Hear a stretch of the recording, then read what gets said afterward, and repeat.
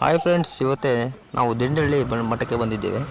ಇದು ಶಿವಮೊಗ್ಗ ಜಿಲ್ಲೆ ಶಿಕಾರಿಪುರ ತಾಲೂಕಿನಲ್ಲಿ ಬರುವಂತಹ ದಿಂಡಹಳ್ಳಿ ಎಂದು ಗ್ರಾಮ. ಈ ಗ್ರಾಮವು ತುಂಬ ಪುರಾತನವಾದಂಥ ದೇವಸ್ಥಾನವನ್ನು ಹೊಂದಿದೆ. ಒಂದು ಪ್ರಮುಖ ಆಧ್ಯಾತ್ಮಿಕ ಕೇಂದ್ರವಾಗಿದೆ. ಈ ಕ್ಷೇತ್ರ ಇತಿಹಾಸ ಮತ್ತು ಮಹತ್ವ ಕುರಿತು ಕೆಲವು ಪ್ರಮುಖ ಅಂಶಗಳು ಇಲ್ಲಿವೆ. ಮರಳಸಿದ್ದೇಶ್ವರರು ಇವರು ಪಂಚಮ ಪೀಠಗಳಲ್ಲಿ ಒಂದಾದ ಉಜ್ಜಯಿನಿ ಸರ್ವಸಿದ್ಧಿ ಸ್ವಧರ್ಮ ಪೀಠದ ಆದಿ ಜಗದ್ಗುರುಗಳು. ಲಿಂಗಾಯತ ಧರ್ಮದ ಪ್ರವಚನದಲ್ಲಿ ಪ್ರಚಾರ ಮತ್ತು ಸಮಾಜದ ಸುಧಾರಣೆಯಲ್ಲಿ ಇವರ ಪಾತ್ರ ಬಹಳ ದೊಡ್ಡದು. ಇವರನ್ನು ರೇವಣಸಿದ್ದೇಶ್ವರ ಶಿಷ್ಯರೆಂದು ಪರಿಗಣಿಸಲಾಗುತ್ತದೆ. ದಿಂಡಹಳ್ಳಿ ಕ್ಷೇತ್ರ ಸ್ಥಳೀಯ ನಂಬಿಕೆಗಳ ಪ್ರಕಾರ ಮರಳಸಿದ್ದೇಶ್ವರ ಸಂಚಾರ ಮಾಡುವ ಕಾಲದಲ್ಲಿ ಈ ಭಾಗದಲ್ಲಿ ನೆಲೆಸಿದ್ದ ಅಥವಾ ಪವಾಡಗಳನ್ನು ಮಾಡಿದ್ದರು ಎನ್ನಲಾಗುತ್ತದೆ.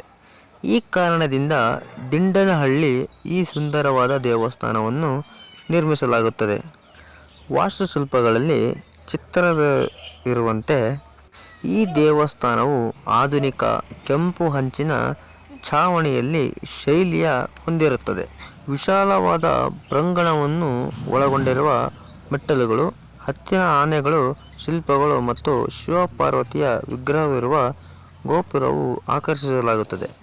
ಧಾರ್ಮಿಕ ಮಹತ್ವ ಏನೆಂದರೆ ಜಾತ್ರೆ ಮತ್ತು ಉತ್ಸವಗಳು. ವರ್ಷದಲ್ಲಿ ಇಲ್ಲಿ ವಿಶೇಷವಾದಂಥ ಮರಳಸಿದ್ದೇಶ್ವರ ಜಾತ್ರಾ ಮಹೋತ್ಸವ ನಡೆಯುತ್ತದೆ. ಈ ಸಮಯದಲ್ಲಿ ಸುತ್ತಮುತ್ತಲಿನ ಹಳ್ಳಿಗಳಲ್ಲಿ ಸಾವಿರಾರು ಭಕ್ತರು ಆಗಮಿಸಿ ರಥೋತ್ಸವವನ್ನು ಪಾಲ್ಗೊಳ್ಳುತ್ತಾರೆ. ತುಂಬ ಅದ್ಭುತವಾದಂಥ ಜಾತ್ರಾ ಮಹೋತ್ಸವವು ಅದ್ಧೂರಿಯಾಗಿ ನಡೆಯುತ್ತದೆ. ಈ ಕ್ಷೇತ್ರದ ಪವಾಡ ತುಂಬ ಅಚ್ಚರಿಗೊಳಗಾಗುತ್ತದೆ.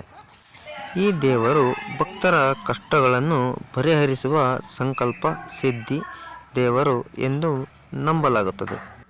ಇಲ್ಲಿನ ಭಕ್ತರು ಕೃಷಿ ಮತ್ತು ಹೈನುಗಾರಿಕೆಯಲ್ಲಿ ತುಂಬ ನಂಬಿಕೆ ಇರುತ್ತದೆ. ಈ ಭಾಗದ ಜನರಿಗೆ ಈ ದೇವರು ಅತ್ಯಂತ ಪ್ರಿಯವಾದ ಆರಾಧ್ಯ ದೈವ. ಈ ಸ್ಥಳವು ಶಿಕಾರಿಪುರದಿಂದ 10 ಕಿಲೋಮೀಟರ್ ದೂರದಲ್ಲಿದೆ. ಈ ದೇವರ ದರ್ಶನವು ಸಮಯ ಮುಂಜಾನೆಯಿಂದ ಸಂಜೆಯವರೆಗೂ ದರ್ಶನವು ಅವಕಾಶವಿರುತ್ತದೆ. ಈ ಕ್ಷೇತ್ರದ ಪರಂಪರೆಯನ್ನು ಮುಂದುವರಿಸುವ ಸಲುವಾಗಿ ಉತ್ತರಾಧಿಕಾರಿಗಳನ್ನು ಆಯ್ಕೆ ಮಾಡುವ ಸಲುವಾಗಿ 1985ರಲ್ಲಿ ದಿಂಡನಹಳ್ಳಿ ಮುಳ್ಳು ಗದ್ದಿಗೆ ಮಾಡಿದ ಶುಭ ಸಂದರ್ಭದಲ್ಲಿ ಶ್ರೀಮತಿ ಪ್ರಮೀಳಮ್ಮ ಶ್ರೀ ಪರಮೇಶ್ವರಯ್ಯ ದಂಪತಿಗಳು 3ನೇ ಮಗುವಾದ ಪಶುಪತಿ ಸ್ವಾಮಿಯನ್ನು ಮರಿ ದೇವರನ್ನಾಗಿ ಮಾಡಿ ಆಯ್ಕೆ ಮಾಡಿದರು. 2001ರಿಂದ ಭಕ್ತರ ಮನೆಗಳಲ್ಲಿ ಪೂಜೆ ಹೋಗುತ್ತಿದ್ದುದನ್ನು ನಿಲ್ಲಿಸಿ ಪ್ರತ್ಯೇಕವಾಗಿ ದಿಂಡನಹಳ್ಳಿ ಮಠದಲ್ಲಿ ಕಠೋರ ಅನುಷ್ಠಾನ ಸಂಕಲ್ಪ ಮಾಡಿ ಶ್ರೀಮಠಕ್ಕೆ ಬರುವ ಭಕ್ತರು ಕಷ್ಟಗಳ ನಿವಾರಣೆ ಆಗಲೆಂದು ಇಷ್ಟಾರ್ಥ ಸಿದ್ಧಿಗಳೆಂದು ಶ್ರೀ ಕ್ಷೇತ್ರ ಚೈತನ್ಯ ಶಕ್ತಿಯನ್ನು ತುಂಬಿದರು.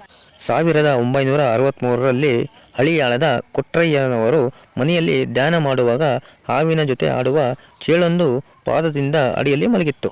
1963ರಲ್ಲಿ ಗವಿಸಿದ್ದೇಶ್ವರ ದೇವಸ್ಥಾನದಲ್ಲಿ ಅನುಷ್ಠಾನ ಮುಗಿಸಿದ ಮೇಲೆ ಪ್ರಸಾದ ಸಮಯದಲ್ಲಿ ಭಾರೀ ಮಳೆ ಸುರಿಯುವಿಕೆಯನ್ನು ನಿಲ್ಲಿಸಿದರು.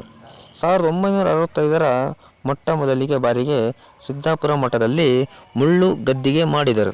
1972ರಲ್ಲಿ ಗುಡ್ಡದ ಹೊಸಹಳ್ಳಿ ಗುಡ್ಡದ ಮೇಲಿರುವ ದೇವಸ್ಥಾನದಲ್ಲಿ ಅನುಷ್ಠಾಪನೆ ಮಾಡುವಾಗ ನಾಗಸರ್ಪವೊಂದು ತೊಡೆಯ ಮೇಲೇರಿ ನಂತರ ಭುಜದ ಮೇಲೇರಿ ಪೊರೆಯನ್ನು ಬಿಟ್ಟು ಹೋಯಿತು. ಪಾದೋದಕ ಶಕ್ತಿ ತಿಳಿಯಲು ದಾಸೋಹದ ಸಾಂಬರಿಗೆ ಬೇವಿನ ಸೊಪ್ಪನ್ನು ಅರೆದು ಹಾಕಿ ಪಾದೋದಕ ಹಾಕಿ ಭಕ್ತರಿಗೆ ಪ್ರಸಾದವಾಗಿ ಉಣಬಡಿಸಿದರು. ಅದು ಕೈ ಹೋಗಿ ಸಿಹಿಯಾಯಿತು. ಈ ವಿಚಿತ್ರವನ್ನು ಗಮನಿಸಿದ ಭಕ್ತಾದಿಗಳು ಆಶ್ಚರ್ಯಚಕಿತರಾದರು.